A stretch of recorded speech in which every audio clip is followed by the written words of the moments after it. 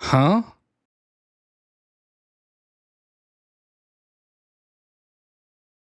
What the Hey, great to have you here. And well, unfortunately, tonight's not the night. We just recently got news of Dexter Original Sin Season 2 getting canceled despite that initial renewal announcement. And while I won't come out dropping F-bombs, I'm super frustrated by this.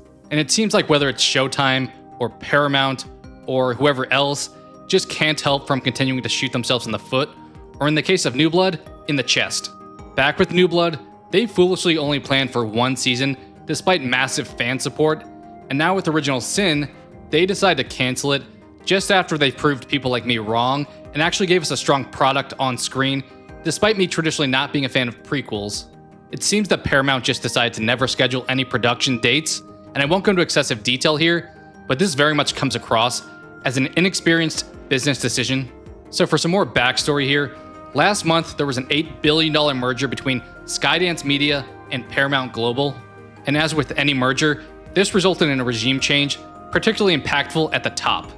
We had the prior Paramount leadership who really wanted to lean into their successful IPs like Dexter, building out that universe, hence Original Sin, Resurrection, and that planned Trinity spinoff, which I'm not really confident is actually happening anymore.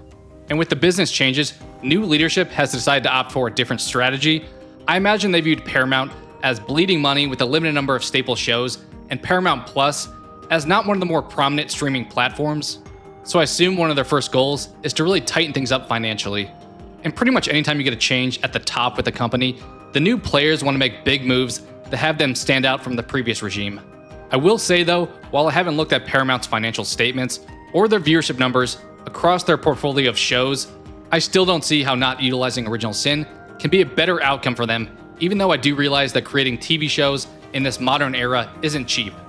In the end, this really just screws over things for the fans though. We got caught in the crossfire of businesses who unfortunately are in charge of running our favorite shows. I guess the one piece of good news is that while it hasn't been renewed yet, the writing rooms have started with Dexter Resurrection for a season 2, so it seems likely that that's going to be greenlit. Although even if it gets renewed, it seems like the people in charge here are willing to change their minds at any moment. I'm really not sure those now in charge at Paramount see the forest for the trees. We have Dexter Resurrection that's about to end in a couple weeks, so what's the plan on maintaining subscriptions between now and season 2?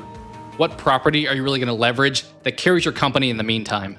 On top of that, we've had a plethora of crossover moments between Original Sin and Resurrection already. Are we just done with those now? They felt like very easy ways to give Easter egg nods to each other and cross-promote each series, like we literally just had in episode 8 of Dexter Resurrection, with seeing Captain Aaron Spencer from Original Sin during Detective Wallace's researching. I also feel bad for the actors and the crew who must have gotten so excited after having a successful season 1 and the series initially being renewed. All I really can say is that Dexter sells. Even after 2 pretty unanimously disliked finales, we're still here.